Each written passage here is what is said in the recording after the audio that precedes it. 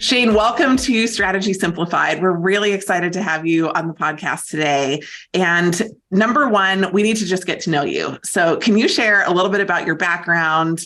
And we're not going to get into the depth of who you are like we are a little bit later in the conversation, but just give us some of the highlights. We can frame your background in the context of the rest of this broader conversation. Yeah, great. Thanks. Great to be here. Grew up in Richmond, Virginia. Pretty normal childhood. Went to college at UVA because it rained when we visited William and Mary, and it was sunny the next weekend at UVA, so that's where we went. Finished that, fell in love, college sweetheart, married her. We have two kids now, a little girl that's 7 and a little boy that's 5. I went on staff with InterVarsity Christian Fellowship, which was a group we were involved with when we were students there, and it was a great fit. And so I got to do work at Old Dominion University down in Norfolk for a good while, and then moved into management roles for the next 12 years, founding a new region and leading that. So a long history of working with great leaders and helping them grow. And then about 5 years ago, made a transition and started an executive coaching firm, which I now run. I want to know all about your leap into consulting, and specifically, you kind of talked about the difference between consulting and coaching, which we'll unpack a little bit later. But when you were trying to decide out of all of your experience, right, you'd worked with not just people, but with organizations. How did you decide on focusing on the coaching piece? Can you just walk through the journey into the leap? Yeah. Had kids, traveling too much. The next promotion was right around the corner and was ready for something else. Had a great freak weekend at the beach with some good friends. And everybody went to bed except for me and my friend Jason. He went to Duke and got his MBA with my wife. That's how we know them. And he kind of did his consulting thing on me, just asked all the questions. So what do you do? And I started answering the question. He said, no, drop the Christian thing. What do you do all day? What are your best stories? What are your best deliverables from the past 5 years? What do you tell your donors? And he did that for 2 hours. And we finished, and he said, I've got 2 thoughts. One, you'll never work for anybody else again. You had too much autonomy working for this organization. That's not normal. And 2, I don't know if you know what it is, but you're an executive coach just waiting to get started.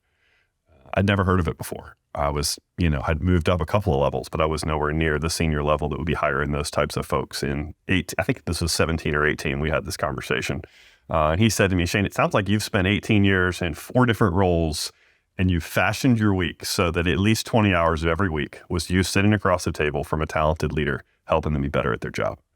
It's like, yeah, isn't that normal? And he laughed. He's like, it's not normal. It's just your story. There's a whole industry that's grown up around supporting executives, and I think you'd be excellent at it. So that's where the seed was planted. 2 months later, I asked if I could coach him, and he let me coach him for free, just every other, but set up outside of an organization, right? And then probably 3 months later, I found another client that I was excited to work with. Same question, can I coach you for free? And then 2 months after that, I signed my first client, and it's been a bit of a ride since then. So I want to know what it was like moving from the structure, even though you had a lot of autonomy of an organization, to building your own consulting practice. What is something that you didn't know how to do that you had to learn how to do? I didn't know how to sell. I think when I started it, I'm grateful we reached out to some friends that we kind of guessed maybe had executive coaches, and they did. They all gave us 30 minutes, and all of them introduced me to their coaches who all gave me 30 minutes. It's just there's a kindness that really met us when we started this journey. And every single person said, Shane, you're probably a really great coach. Your experience is incredible. You've never sold anything a day in your life.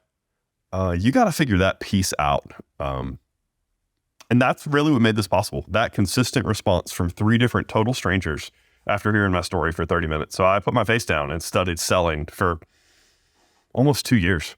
And it was amazing figuring out. Can we unpack that a little bit? I mean, the studying of selling, because it's a common thing, right? Inside consulting firms, you're not selling the executive coaching piece. You're not selling a recurring contract with a person. You're selling a value proposition with an organization. But many people battle to leap through the transition from doing the analyst or the consulting job, which is solving the problems and operating the day to day and figuring out what needs to happen, to the kind of more people influencing side of the job in sales a little bit older. So what did you learn? What did you learn from studying selling? I feel like so many of us could gain something from that.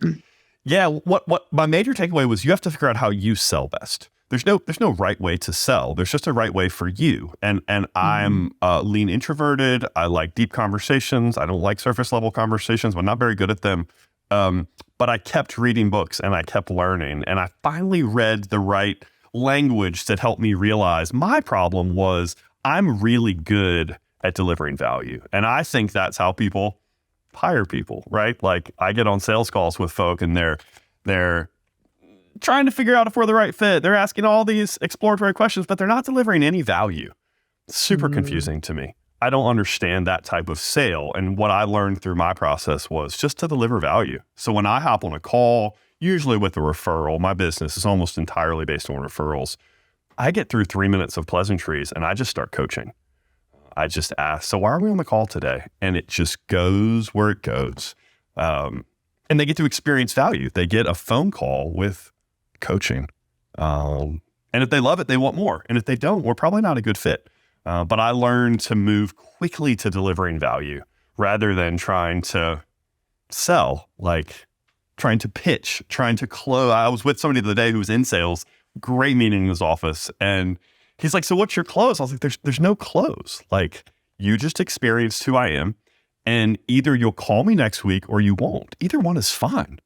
And he was blown away because he's in sales and he's used to really heavy closes. It's not what I do. I don't enjoy it. And it doesn't work with who I am. So tell us a little bit about what kind of unpacking this and discovering this meant for your business. How has it grown? Where are you now? What's the next mountain for you? Yeah, great question. I like working with a small handful of very talented people. I've got 2 young kids. My wife runs a charter school here in town, which is a big job.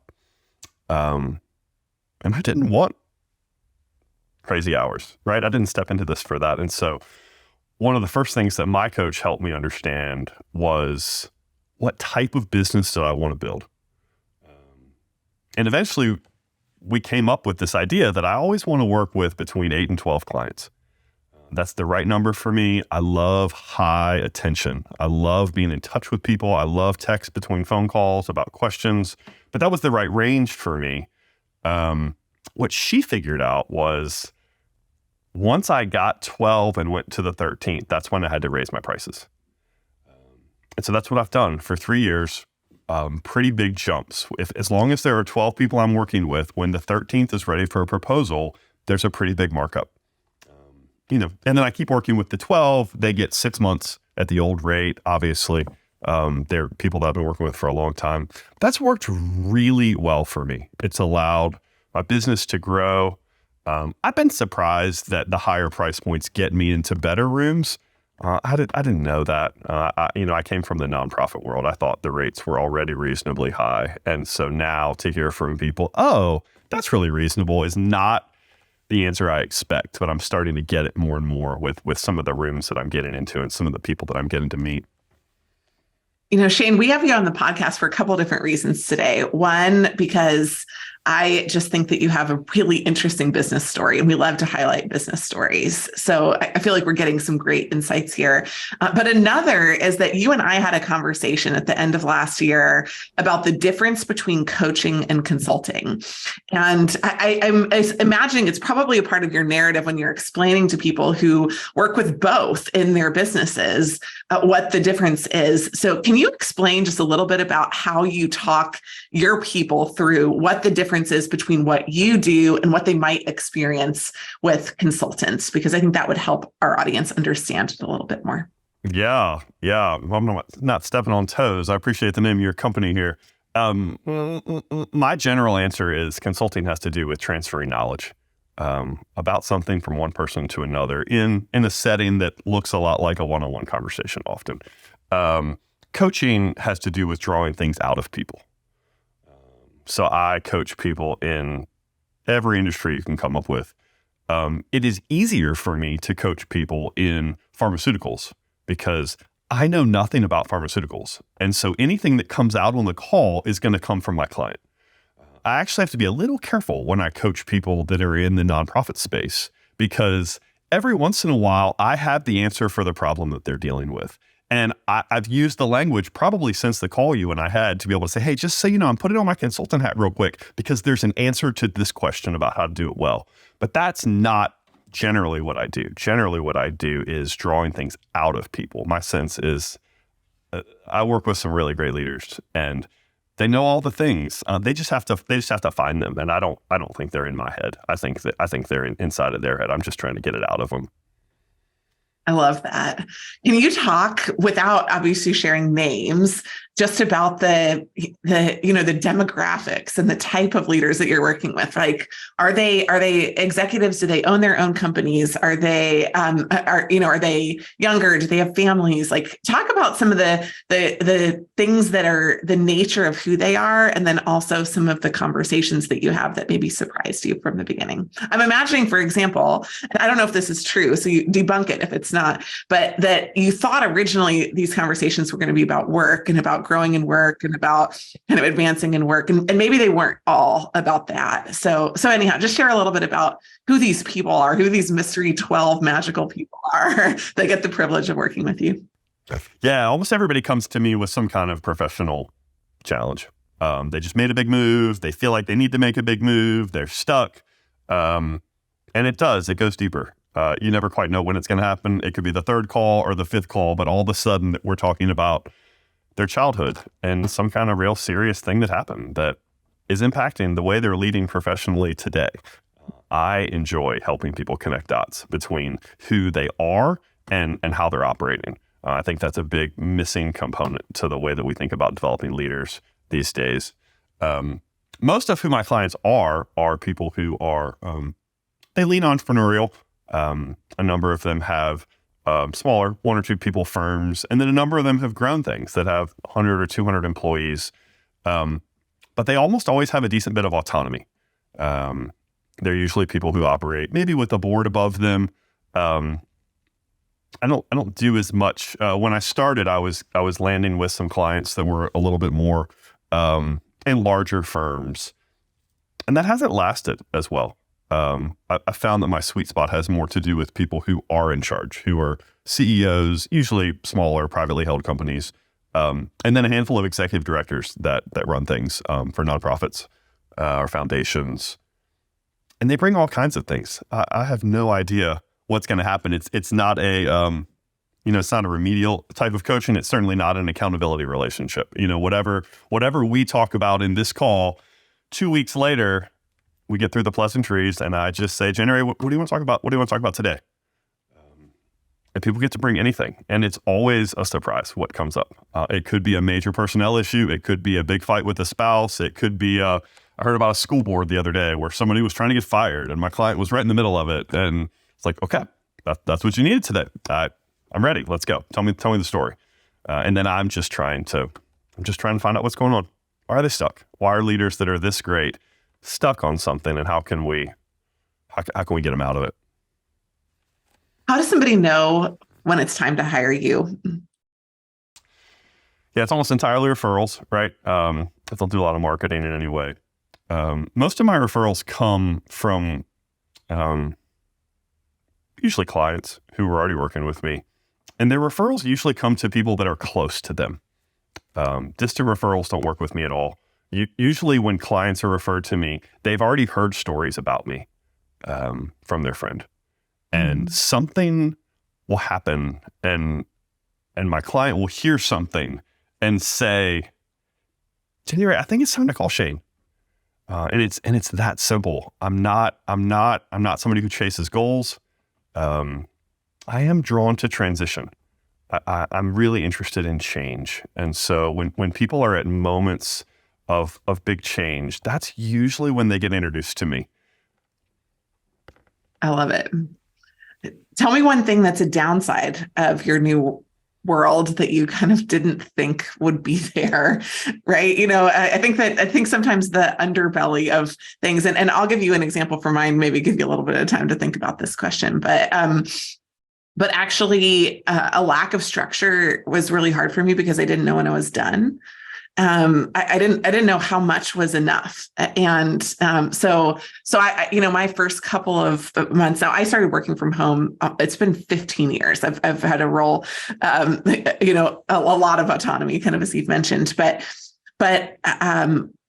moving from a structured environment where somebody else was not micromanaging me, but where they were at least setting deadlines or there was a meeting to work toward, when they're like, that just didn't exist anymore. Right.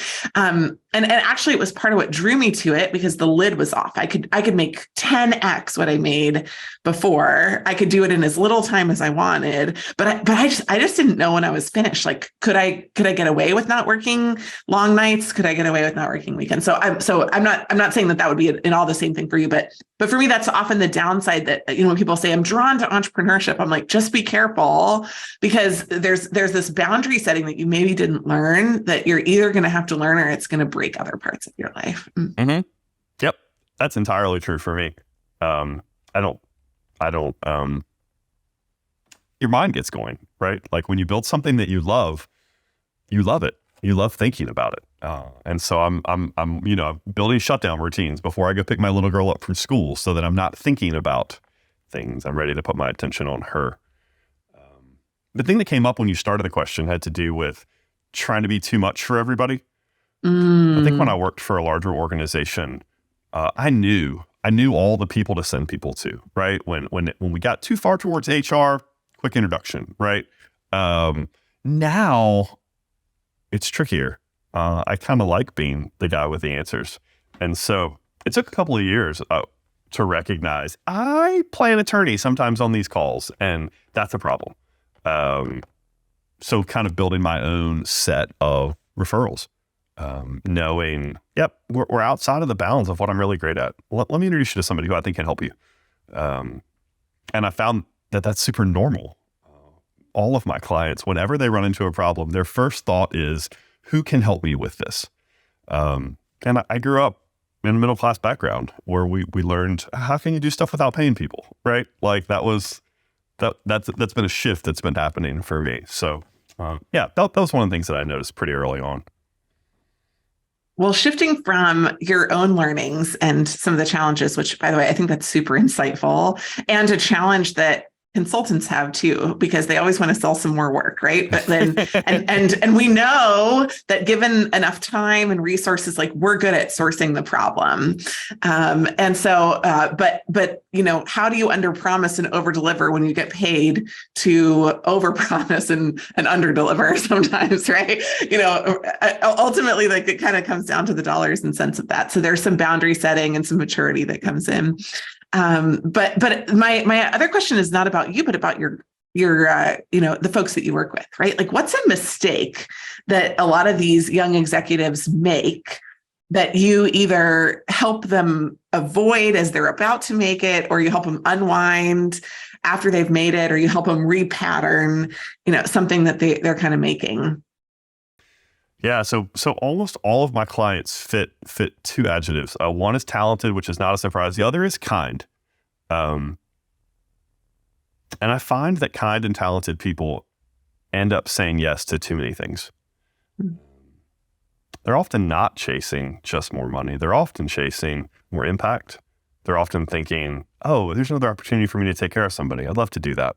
I was on the phone this morning with a guy who needed to have that conversation. Not a client, but somebody I've worked with in the past reached out and said, hey, can I get an hour? Of course, right? We hop on the phone and he starts listing all these new things that he's spun up since we hadn't spoken last. He's like, Shane, I think I'm doing too much, but I love it all.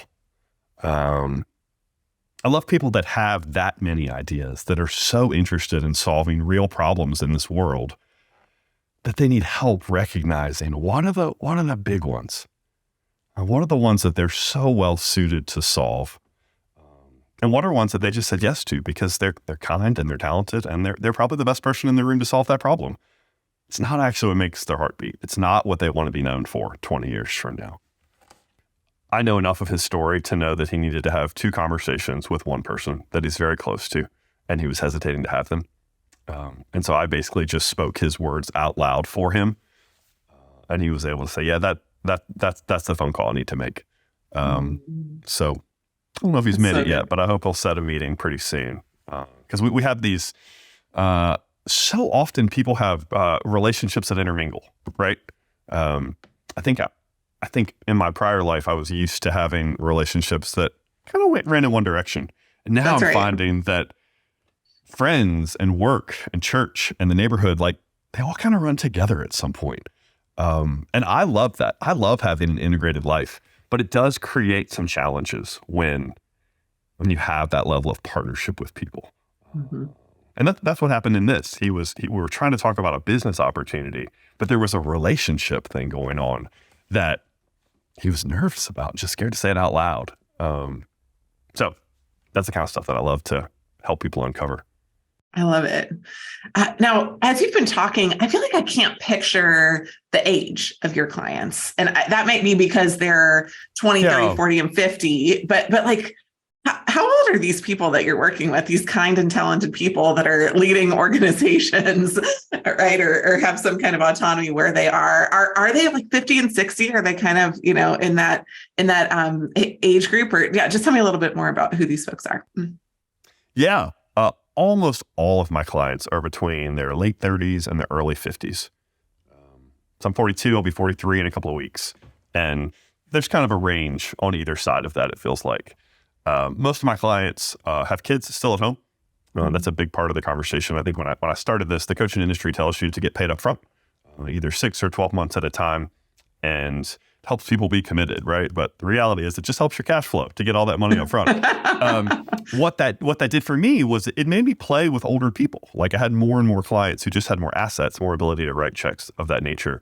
And so I was having more conversations with people 3 years ago about, Shane, I've got 1 year left with my son at home. Help me make it the best ever. Whereas now more and more clients are, my daughter's 4, help me think about how to operate when I'm not sleeping through the night, or, things like that. But it does feel a little bit more like we're not playing catch up anymore. I feel like I'm catching people much more in the heat of a very real battle all day for their time, right? Yeah, absolutely. The folks who are closer to 40, in my world at least, are juggling all the things, right? Marriage, kids, aging parents. Whereas previously, when I was working with folks who were in their later 50s or even some early 60 clients, like they're in a different season. They're a little bit more reflective. They've got a little bit more space to breathe. I still love those folks, but I find that more and more clients now they're younger. They're in the middle of juggling all these things. I don't think we've seen that before. Like, I don't quite understand demographics very well, but it does feel like we're reaching a peak stage in our career. Lots of people are having children later. Often our parents had us later, so they're dealing with their own health concerns a little sooner than I ever remember. I went to college with 4 very healthy grandparents. That's not going to be my kid's story. Mm-hmm. So I do feel like there's a lot of stuff that people are juggling all at once right now in this generation. That's good. And so you talked about making a strategic business decision that then opened up access, right? You moved from the 6-month billing to a monthly billing process. And all of a sudden, right, the accessibility of that age group, dropped and became more available to you. Now, you and I had a conversation recently about the fact that your main focus in the future was just same client's price increase. And I loved it because that was one of my main learnings from consulting. I remember walking into my second project ever at Bain, and it was a client who had a policy called a no walk rule. It was basically discount until you get the client. That was it.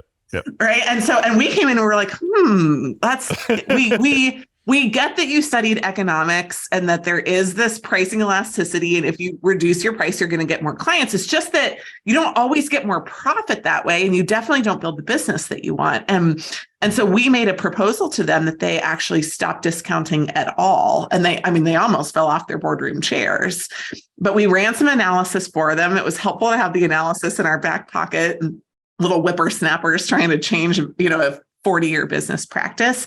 And in the first month of their trial, they lost no customers, right? And for me, it became a pattern that I saw. I worked on 11 projects when I was at Bain, 10 different industries, and almost every client wanted to discount as their primary tool for client acquisition. And the answer was almost always raise your prices, add more value. And so anyhow, when you and I have had this off-pod conversation, I've loved that you knew that was kind of, the pattern of the way forward. That's been always a big value proposition for us. You want it cheaper, go somewhere else. You want the best, come to us.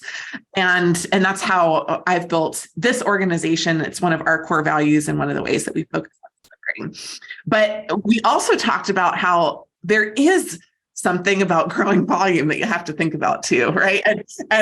So talk to me a little bit about what you're working on now, or how you're thinking about that. Kind of we had that conversation, and then are there any moves that you've made that are making not what you do, but the concepts and the leadership that you have in the space accessible to other people?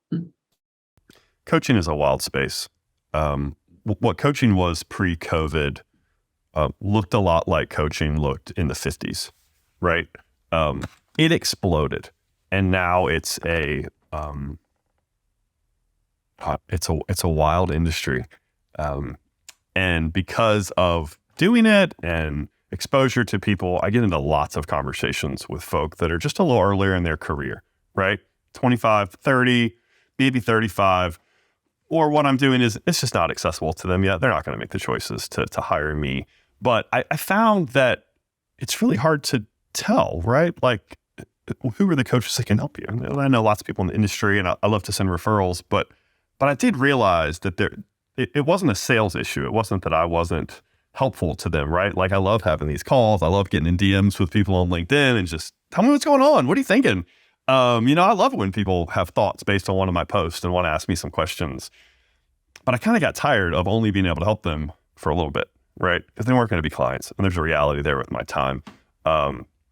And so eventually, really based on the conversation that you and I had really recently, I reached out to some people that I worked with for almost 10 years, people that I've been developing and coaching that whole time, and just said, hey, you want to try something with me? You want to see what's out there at a much lower price point, much more accessible price point, but some really great coaching, people that have been shaped and molded by me so I can stand behind their work really easily. And it's still a highly intuitive coaching. Like, there's no rule book. There's no manuals for them either. There's no worksheets for you to fill out. It's the same style of coaching, but it's a little more accessible. And so we're testing that out. We launched it on LinkedIn end of last week, and we've had 7 people sign up for calls so far just to see if it's a good fit for them. It's really fun to think about. My previous experience was developing leaders in the nonprofit world, and so now the chance to try on the same hat again, almost to develop leaders all over again and see what's possible. I do think people are yearning for development. I'm hearing from my clients about how younger folk are asking for more and more development, and they're not used to that, right? They're not unkind people, but they're not used to putting so much of their energy into developing their people. And so, yeah, I do. I love that yearning. I feel like I had that, and it was strange. I felt like when I was asking for mentors 20 years ago, people were thrilled to help me with that because nobody was asking. Now everybody's asking. So good. Yeah. And so the chance to step into that a little bit, it's been really fun. It's been a neat little turn, even very recently. We're talking about the last 6 weeks. Well, I want to wrap up with 2 final things. The first is if you can just give us any sage advice. A lot of our listeners are as young as 17 or 18 making a decision on colleges they're going to go to. Some of them are in their 50s and 60s. They're building businesses or exiting or building a second career around consulting or something related to that. So obviously a huge and wide spectrum, but just what are one or two pieces of recommendation from getting to be in the privileged space of working, and touching people's hearts and their businesses and their families that you would recommend to the listeners? And then after that, I'll wrap up with a couple fun questions. Yeah. Two pieces of advice would be, number one, there's people in your life that know you really, really well. They care deeply about you. And they're always weighing how much of their thoughts about you to share with you. You should ask more. You should look at your circle of people that are closest to you and put aside time and tell them you'd love some real feedback from them about who you are as a leader, what your character is like, how they could see you growing. People build beliefs about you. And I'm so regularly finishing a coaching call and saying, who can you go talk to about this that knows you so much better than I do? They can really speak to these things. Second thought is, we are dying for lack of alone time. Our calendars are so full with meetings and tasks. Anytime I get on a call with a new person and I'm trying to let them know that I know them, I say, so on a given workday, how, other than being in the bathroom, how many minutes a day do you think you're alone? There's something powerful about having some space to think. And we are just filling ourselves with so much.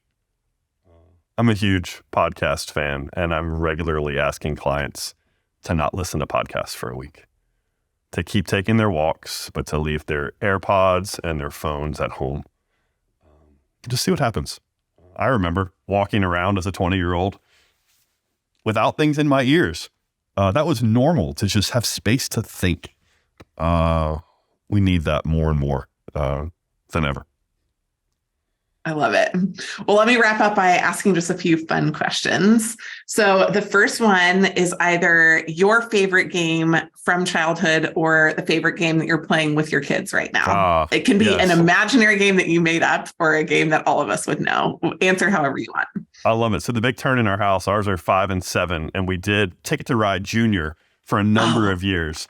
And my 7-year-old was at the store the other day and saw that there was an adult version. And so we've brought home the adult version, which she is in love with. And our 5-year-old is almost there. He is fighting to understand the rules, but we are actively playing the four of us, usually with my little boy on a team. But that is the current hit game in our house. Wow, I love that. We're big Ticket to Ride fans, but we've only done the junior edition. So don't tell my kids that there is an adult edition. We all be travelers too. So there's also every continent basically out there. That's right. Yeah. Yeah, exactly. It's not abnormal for my kids to be like, we should probably go there. Bulgaria. Like, that's a place we should go. Yep. And then you book a flight. And then we go. Yep. Yeah. The second thing is that not normal, Shane? We should talk about that maybe. The second thing is, tell me about a dream car you have. I don't know if you're driving it. I don't know if you already owned it when you were 18 or if it's something that you'd want to own or just drive one day, but what's a dream car? So I've always wanted a Jeep Wrangler. I think I was such a child of the 80s thing to say. Yeah, it was so cool. And I'm very careful. I have a careful mind. And I think I always saw people riding around with the top off. I was like, where's the top? Couldn't somebody break in and steal stuff? I have all these questions about safety. And as I get older, I'm recognizing I'm a pretty big guy. I don't really fit in Jeeps very well. But I do see a day in the future where a Jeep Wrangler shows up. It feels a little frivolous and very fun. Yeah, that comes to mind. I love it. Yeah, maybe rent one in Hawaii or something like that and see whether it's your jam. Yep. Try it on for a week. I don't know. That doesn't seem your style. You're more of a dive into the deep end kind of guy, I think. The last one is, and I will provide some context for this question. My husband on a boat on Sunday wore a Hawaiian shirt, rainbow shorts, loafers, and socks. It was a very concerning outfit choice for me. There's photographic evidence of this. Do you ever have fashion commentary in your house? If so, what is happening behind that fashion commentary? There is occasionally a comment from my beloved wife about how frequently I wear shorts when it is terribly cold. I will regularly check the weather, and as long as the first digit is not a 3, I will usually lean towards shorts and a hoodie as my running around town kind of outfit, and that is humorous around my household. I love it. I love shorts. Good. And one final last one is a bonus question. What's a fun place that you would love to go that you haven't been yet, still on your list? Haven't been yet. That's a good question. I'm very drawn to spending time in Scandinavia. I feel like I've mapped out a trip there a few times. And, in shorts, right? I would think so. We'd go in the summer, so it would be short. It'd be in the 40s for me. Yeah, it'd be in the 40s. That'd be fine. Thick hoodie, we'd be fine. Yeah, that comes to mind. We spent a little time in Italy a few years ago, and that was the first time we traveled overseas. And I thought, oh, I could live here permanently. So, I'd like to see a little bit more of the continent, I think. I love it. Thank you so much, Shane, for your time today. Thanks for sharing your vision, your story, and a little bit of your background. It was really fun for me, and we're glad to have you on the podcast. I hope you'll come on again. Love to. Super fun. Appreciate you.